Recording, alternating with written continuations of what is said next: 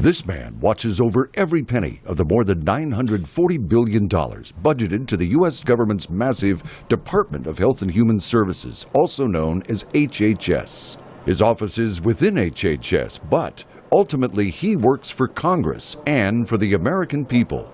He's Daniel Levinson, the HHS Inspector General.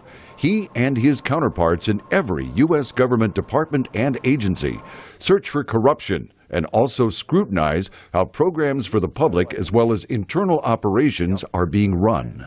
We audit the money that comes through the department. We investigate any possible wrongdoing as a result of looking at those figures to see whether there might be criminal activity involved, and if there is, to prosecute those who would be engaged in that activity. And thirdly, we look to see whether we can improve the programs as they operate.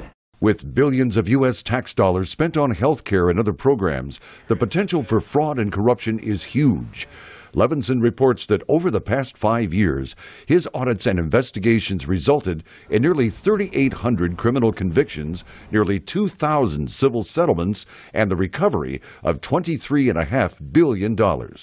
Inspectors General, or IGs, are appointed by the White House and issue reports to Congress about their departments' or agencies' activities. They also inform the department secretaries or agency heads about their work, but they are not subordinate to them. Maintaining separation is vital to ensure that impartiality. That, according to Michael Smallberg of the government watchdog group Project on Government Oversight.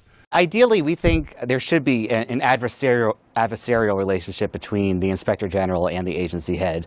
Not antagonistic, not openly confrontational, but there should be a healthy distance between the two so that if there is a serious problem confronting the agency, the Inspector General has the independence to go in and call balls and strikes and really identify the problems and push the agency to fix the situation.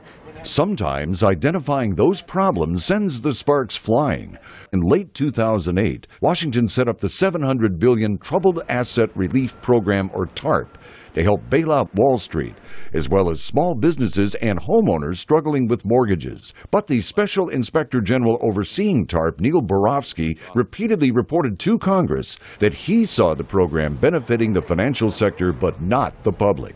The only way that TARP got passed, the only way it got the votes necessary in Congress to become law, was promises made by the Treasury Department and the President that this would be a program that would not just help the big banks, but also help those struggling homeowners. He said up to 4 million people would stay in their homes because of this program.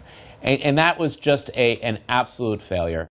Barofsky had battles with Treasury Secretary Tim Geithner over TARP and its results. He says that conflict was a struggle for his independence. He finally resigned at the end of March 2011. But he left an aggressive legacy. To date, in 2013, his office has brought in more than $5.2 billion in savings, restitution, and forfeitures. Jeffrey Young, VOA News.